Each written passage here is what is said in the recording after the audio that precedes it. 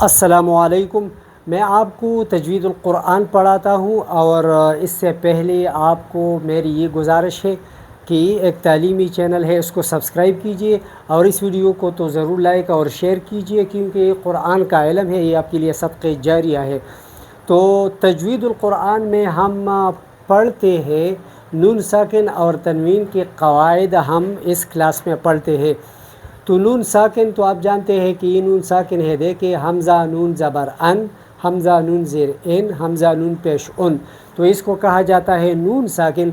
लेकिन नून साकिन में जो तनवीन है वो भी दाखिल है। देखिए ना, बादू ज़बर बन, बादू ज़ेर बिन, बादू पेश बुन, बन बिन बुन, तो ये तनवीन जो है ये भी नून की आवाज़ देती है। तो ये नून तो हम लिखते हैं इस शक्ल में, तो ये नून साकिन है, लेकिन ये तनवीन जो है हम इस शक्ल में लिखते हैं, लेकिन ये आवाज़ नून की देती है। तो नून साकिन में नून तनवीन के क़वाइद भी शामिल है। जब भी हम नून साकिन का कायदा बयान करते हैं तो उसके साथ नून तनवीन भी इसमें शामिल होगा। तो वैसी नून तनवीन की 4 क़वाइद है। तो उन 4 क़वाइद को मैं यहाँ बयान करता हूँ। एक इज़हार है, दूसरा इदगाम है, तीसरा इक़लाब है और चौथा इख़फ़ा है। तो अब मैं इसकी तफसील आपको बताता हूँ। तो तफसील इसकी ये है कि देखें ना, ये कायदा नंबर 1, नून साकिन और तनवीन के बाद हुरूफ़ हल्क़ी। जब हमारे साथ नून साकिन हो और उसके बाद हुरूफ़ हल्क़ी आ जाए, और हुरूफ़ हल्क़ी हमारे साथ 6 है, यानी हमज़ा, हा, आइन, हा, गैन, खा, ये 4 जो है इनको हुरूफ़ हल्क़ी कहा जाता है। तो जब भी नून साकिन के बाद ये हुरूफ़ आ जाए तो वहाँ हम इज़हार करते हैं। इज़हार का मतलब ये है कि वहाँ हम नून साकिन बिल्कुल क्लियर कट ज़ाहिर करते हैं, नून को हम मुकम्मल तौर पर ज़ाहिर करते हैं। तो नून को ज़ाहिर करने को कहा जाता है इज़हार। अब मैं मिसालें देता हूँ तो आप समझ जाएंगे। देखिए ना, अब हमारे साथ ये मिसाल है, मन आमना। तो अब ये नून साकिन है और इसके बाद ये हमज़ा आया है। जिस तरह कि मैंने आपको बताया कि नून साकिन के बाद हुरूफ़ हल्क़ी आ जाए तो ये हमज़ा है, और हमज़ा हर्फ़ हल्क़ी है, और ये नून साकिन है। तो नून साकिन के बाद जब हर्फ़ हल्क़ी आ जाए तो नून को हम ज़ाहिर करके पढ़ते हैं। तो हम इसको मन आमना यानी ज़ाहिर करके पढ़ेंगे। हम इस तरह नहीं पढ़ेंगे मन आमना, मन आमना, इस तरह नहीं पढ़ेंगे। अगर हमने इसको ज़ाहिर करना है तो हम इसको इस तरह पढ़ेंगे, मन आमना, मन आमना, नून को गुन्ने के साथ ज़ाहिर करके पढ़ना है, मन आमना। इसी तरह नून साकिन है और इसके बाद ये हा हर्फ़ हल्क़ी, मिनहुम, मिनहुम, मिनहुम, मिन हकीमिन, नून साकिन और हा, देखिए ना ये हा, मिन हकीमिन, मिन हकीमिन, सवाउन अलैहिम, ये जो है तनवीन के मिसाल है। जिस तरह कि मैंने आपको बताया, देखें ना, इस तरह ये तनवीन आया है, सवाउन, ये तनवीन है और तनवीन के बाद ये आइन है और आइन हर्फ़ हल्क़ी है।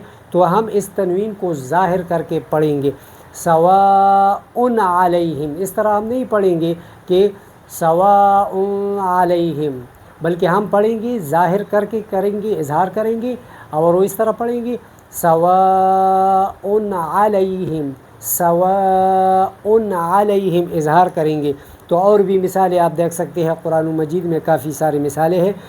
मिन गिल्लिन, नून साकिन और इसके बाद गैन, मिन गिल्लिन, नून को हम ज़ाहिर करेंगे, मिन गिल्लिन।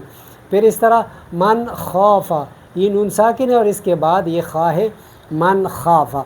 तो देखिए ना, ये तमाम हुरूफ़ हल्क़ी की एक एक मिसाल मैंने आपको दिया एक तनवीन के।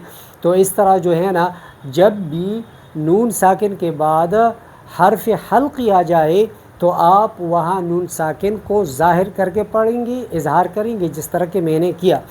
अब नून साकिन का जो दूसरा कायदा है, नून साकिन और तनवीन के बाद हुरूफ़ यरमलून, यनमू, लर, इदगाम होगा। जब नून साकिन और तनवीन के बाद हुरूफ़ यरमलून आ जाए, हुरूफ़ यरमलून 6 हुरूफ़ है, या, रा, मीम, लाम, वाव, नून, इनको हुरूफ़ यरमलून कहा जाता है। इसका मतलब ये है कि जब भी नून साकिन और तनवीन के बाद या आ जाए, रा आ जाए, मीम आ जाए, लाम, वाव, नून, یعنی ان 6 حروف میں سے جو بھی حرف آ جائے نون ساکن کے بعد تو وہاں ادغام ہوتا ہے، اور ادغام کہا جاتا ہے ادخال الشیء فی الشیء، یعنی ایک چیز کو دوسری چیز میں داخل کر دینا۔ تو یہاں اس کا مطلب یہ ہے کہ جب نون کے بعد یہ 4 حروف آ جائے تو ہم اس نون کو اس حرف میں داخل کرتے ہیں اور پھر اس میں ادغام کرتے ہیں۔ تو میں ابھی یہاں کر کے آپ کو دکھاتا ہوں۔ پھر یہ یرملون کو ہم 2 حصوں میں تقسیم کرتے ہیں، ایک ہے ینمو، یا نون میم واو اور پھر لام را، یعنی ینمو یہ 4 حروف ہے، تو ان 4 حروف میں جب ہم نون ساکن کے بعد ادغام کریں گے تو غنہ کے ساتھ کریں گے، یعنی ادغام بالغنہ، یعنی غنے کے ساتھ ہم ادغام کریں گے۔ لیکن جب نون ساکن کے بعد ہم ان 2 حروف میں ادغام کریں گے لام را میں، تو اس میں بلا غنہ کریں گے، یعنی نون میں تو غنہ ہے نا، لیکن جب ہم اس کا ادغام لام را میں کریں گے تو پھر ہم بلا غنہ ادغام کریں گے۔ ابھی مثال دے کے میں آپ کو سمجھاتا ہوں۔ دیکھیں ادھر یہ نون ساکن ہے اور اس کے بعد یا ہے، دیکھیں یا، تو یہاں ہم ادغام کرتے ہیں۔ ادغام کس طرح کرتے ہیں؟ یہ ہے من یقولو، تو ہم ادغام کریں گے من یقولو، نون کو ہم نے یا میں داخل کیا، لیکن نون کی جو صفت غنہ ہے اس کو مطلب ملحوظ خاطر رکھ کے ہم کرتے ہیں من یقولو۔ اب دیکھیں نا، من یقولو، نون آپ کو نظر نہیں آتا، لیکن نون میں جو غنہ ہے اس کے آثار آپ کو نظر آئیں گے۔ من یقولو، من یقولو، تو نون کا یا میں ہم نے ادغام کر دیا۔ من نکیرن، نون ساکن کے بعد نون، دیکھیں نا نون ساکن کے بعد یہ نون آیا ہے، تو من نکیرن، من نکیرن، تو ہم من نکیرن نہیں پڑھتے بلکہ نون کو نون میں مدغم کر کے ہم پڑھتے ہیں من نکیرن، من نکیرن، اور یہ دوسرا نون جو ہے اس کو مشدد کیا جاتا ہے۔ جب بھی ہم ادغام کرتے ہیں ایک لفظ کے دوسری لفظ میں، تو ایک حرف کے دوسرے حرف میں، تو وہ دوسرا حرف جو ہے ہوتا ہے وہ مشدد بن جاتا ہے۔ پھر میم مالن، یہ نون ساکن ہے اور دیکھیں نا اس کے بعد میم آیا ہے، تو ہم اس میں ادغام کرتے ہیں میم مالن، دیکھیں نا نون کو ہم ختم کر دیا، لیکن اس کے غنے کے جو آثار ہے وہ اس میں موجود ہے، اور پھر دوسری میم کو ہم نے مشدد کر دیا میم مالن، میم مالن۔ اسی طرح واو میں میو ولی، نون ساکن اور پھر واو ہے، تو ہم اس میں ادغام کرتے ہیں میو ولین، میو ولین، میو ولین، اس کو ادغام کہا جاتا ہے۔ تو یہ دیکھیں نا ینمو، ان 4 حروف میں ہم نے نون ساکن کا ادغام کیا لیکن غنے کے ساتھ کیا۔ اب یہ لام اور را میں جو ہم ادغام کریں گے تو وہ بلا غنہ کریں گے، یعنی نون ساکن کا اس میں کوئی خاص پتہ نہیں لگے گا۔ مثلا من لدن ہو، اب دیکھیں نا من لدن ہو، اگر من لدن ہو آپ من یقول سے کمپیئر کریں تو آپ کو واضح پتہ چلے گا کہ من یقول میں غنہ ہے، یعنی آواز ناک کو جاتی ہے، اور اس کو ہم اس طرح معلوم کر سکتے ہیں، دیکھیں نا من یقول تو یہ آواز آتی ہے، من یقول آواز آتی ہے، لیکن من لدن ہو، من لدن ہو، مل تو اس میں آواز نہیں آتی، من لدن ہو، من ربک، من ربک، تو اس میں نون بلا غنہ ہم ادغام کرتے ہیں، یعنی نون کو لام میں مدغم کر کے غنے کے ساتھ اس کو ختم کر دیتے ہیں، اور نون کو را میں ادغام کر کے اس کو غنے کے ساتھ ختم کر کے ہم ادغام کرتے ہیں اور یہ مشدد ہو جاتے ہیں۔ تو یہ من لدن ہو من ربک۔ اور ایک مثال میں تنوین کی بھی دیتا ہوں، برق یجعلون، اب دیکھیں نا برقن، یہ نون تنوین ہے اور اس کے بعد یا ہے، تو یہاں ہم ادغام بالغنہ کریں گے کیونکہ یہ ینمو میں ہے، تو برق یجعلون، یہ ایک مثال میں نے تنوین کی دی ہے، آپ مزید مثالیں آپ دیکھ سکتے ہیں۔ اب ہم قاعدہ نمبر 3 کی طرف آتے ہیں۔ نون ساکن اور تنوین کے بعد یا ہو تو اقلاب ہوگا۔ جب نون ساکن اور تنوین ہو اور اس کے بعد با آ جائے، یعنی حروف حلقیہ یرملون کے بجائے با ہو، تو پھر وہاں ایک اور قاعدہ ہے جس کو ہم اقلاب اقلاب کہتے ہیں، اور اقلاب کی معنی ہے بدلنا، یعنی تبدیل کر دینا۔ تو یہاں ہم کیا کرتے ہیں، ہم نون کو ہم نون کو میم میں تبدیل کرتے ہیں، ہم نون کو میم میں تبدیل کر کے پھر با پڑھ کے ہم آگے بڑھتے ہیں۔ دیکھیں نا، اس کی مثال کو دیکھ کے پھر آپ سمجھیں گے۔ ادھر ہے انبئہم، تو دیکھیں نا یہ نون ساکن ہے اور اس کے بعد با ہے، انبئہم، تو ہم اس کو پڑھتے ہیں انبئہم، اور اس کے اوپر آپ کو اکثر قرآن مجید میں چھوٹا سا میم بھی لکھا ہوا نظر آئے گا، جس طرح کہ ادھر ہے نا انبئہم، دیکھیں نا چھوٹا میم ادھر بھی ہے ادھر بھی ہے۔ تو اس نون کو ہم میم سے تبدیل کر کے ہم پڑھتے ہیں۔ دیکھیں آپ میری ادائیگی کو دیکھیں تو آپ کو پتہ چلے گا۔ انبئہم ہے تو ہم اس کو پڑھتے ہیں انبئہم، یعنی نون کو ہم نے میم سے تبدیل کیا تو اس کو تبدیلی کو اقلاب کہا جاتا ہے۔ انبئہم انبئہم من بعد، تو اب جب آپ نے اس طرح دیکھا ہوگا تو آپ سوچے ہوں گے کہ یہ کس طرح، یہ کیوں لکھا ہے میم؟ تو اس لیے لکھا ہے کہ نون ساکن کے بعد جب با آ جائے تو وہاں ہم اقلاب کرتے ہیں، اور اقلاب میں ہم نون ساکن کو میم سے تبدیل کر دیتے ہیں، تو یہ بن جاتا ہے من بعد، من بعد، جس طرح کی میم ہم ادا کرتے ہیں وہاں سے ہم ادا کریں گے، کیونکہ نون کا مخرج تو الگ ہے تو میم کے طرف ہم آئیں گے۔ من بعد، دیکھیں نا من بعد، اور اس طرح یہ جو ہے نا تنوین کی مثال ہے، سمیع ہے اور پھر با ہے تو سمیع بصیر، یہاں ایک ہی چیز ہے، دیکھیں نا سمیع بصیر، تنوین کو ہم نے میم سے تبدیل کر دیا۔ اب آخری قاعدہ نمبر 4 جو ہے، نون ساکن کے بعد باقی حروف ہو، دیکھیں حروف حلقی کے بعد چ یہ ہے اور چ یہ ہے اور ایک بے ہے، بے کے بعد یہ باقی حروف جو آ جائے تو یہ ہے تا ثا جیم دال، یہ سارے حروف جب نون ساکن کے بعد آ جائے تو وہاں ہم اخفا کرتے ہیں۔ اخفا کی تو ویسے معنی ہے یعنی پوشیدہ کرنا، مخفی کرنا، چھپانا۔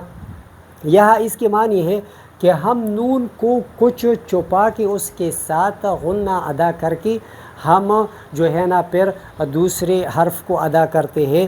مثال سن کے پھر آپ سمجھ جائیں گے۔ دیکھیں نا یہ کنتم ہے تو اس میں یہ نون ہے، یہ نون ساکن ہے، اور نون ساکن کے بعد تا آیا ہے، دیکھیں نا یہ تا، تو نون ساکن کے بعد جب تا آ جائے تو وہاں ہم اخفا کرتے ہیں، کنتم۔ تو اب اخفا اس طرح ہوتا ہے کہ اخفا میں آپ نون کو معمولی سے ادا کر کے غنی کے لیے آواز آپ 1 سیکنڈ کے لیے ناک میں لے کے جائیں گے، اور پھر اس کے بعد جو حرف ہے نیکسٹ حرف آپ پڑھیں گے۔ مثلا کنتم، اس میں کچھ نہ کچھ وقت لگتا ہے، 1-2 سیکنڈ آپ کو اس میں لگتا ہے، کنتم کنتم کنتم، لیکن اس میں غنہ ضرور ہوگا، اور نون کو ہم مخفی کرتے ہیں یعنی کچھ نہ کچھ پوشیدہ کرتے ہیں، تو اس لیے اس کو اخفا کہا جاتا ہے۔ دیکھیں نا اندادن، نون کے بعد دال ہے، دیکھیں دال، اندادا اندادا اندادا، یہ اخفا ہے۔ اب دیکھیں نا یہ منکم، نون ساکن کے بعد یہ نون ساکن ہے اور اس کے بعد کاف ہے، تو ادھر بھی ہم اخفا کرتے ہیں، منکم منکم، اور یہ جو ہے نا یہ تنوین کے مثالیں ہیں، جنات، تن ہے اور تا ہے تو ادھر ہم اخفا کرتے ہیں، جنات تجری، جنات تجری، اس طرح کتاب کریم، کتاب کریم، تو یہ تھے نون ساکن کے احکامات۔ اگر آپ چاہتے ہیں کہ قرآن مجید پڑھیں، تجوید کے ساتھ حفظ کریں، ناظرہ قرآن پڑھیں، نورانی قاعدہ پڑھیں، آپ پڑھیں، آپ کے بچے پڑھیں، تو اگر آپ اس میں دلچسپی لیتے ہیں تو میں آپ کو آن لائن پڑھا سکتا ہوں، پاکستان سے باہر، دنیا کی کسی بھی ملک میں ہو، دنیا کی کسی بھی کونے میں ہو۔ اگر آپ کے ساتھ لیپ ٹاپ ہے تو بڑی بات ہے، اس پہ اس پہ پڑھاؤں گا۔ اگر لیپ ٹاپ نہیں ہے تو پھر میں آپ کو موبائل پہ بھی پڑھا سکتا ہوں، تو اگر آپ اس میں دلچسپی لیتے ہیں تو آپ ضرور میرے ساتھ میرے واٹس ایپ پہ رابطہ کریں۔ میرا واٹس ایپ نمبر ہے +923139603315۔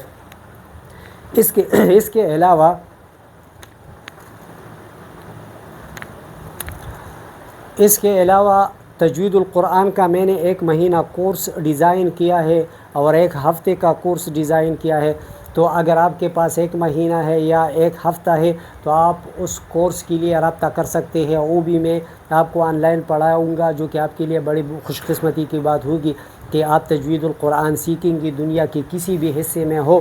اگر آپ کے ساتھ 1 ہفتہ یا 1 مہینہ نہیں ہے تو پھر آپ ضرور قرآن مجید کی تصحیح کے لیے اور اللہ تعالیٰ کی اس عظیم کتاب کو درست تلفظ کے ساتھ پڑھنے کے لیے کم از کم آپ 2 گھنٹے تو نکالیں اور مجھ سے اپائنٹمنٹ لے لیں. میں 2 گھنٹے میں آپ کو انشاءاللہ تجوید القرآن کے انتہائی اہم ترین قواعد اچھی طرح سے پڑھاؤں گا کہ آپ کے سمجھ میں آ جائے. اور قرآن مجید میں جو مشکل الفاظ ہے اور جو الفاظ ہے جس میں کچھ نہ کچھ قواعد ضروری ہے وہ میں آپ کو سکھاؤں گا. تو 2 گھنٹوں میں آپ کو اس کے قابل بناؤں گا کہ آپ قرآن مجید کو تجوید کے ساتھ پڑھ سکیں گے اور آپ کا نام قرآن مجید سیکھنے والوں کے لسٹ میں آئے گا، جو کہ آپ کے لیے بہت بڑی بات ہوگی. تو آپ اس کے لیے جب بھی رابطہ کریں گے میں آپ کو ویلکم کروں گا.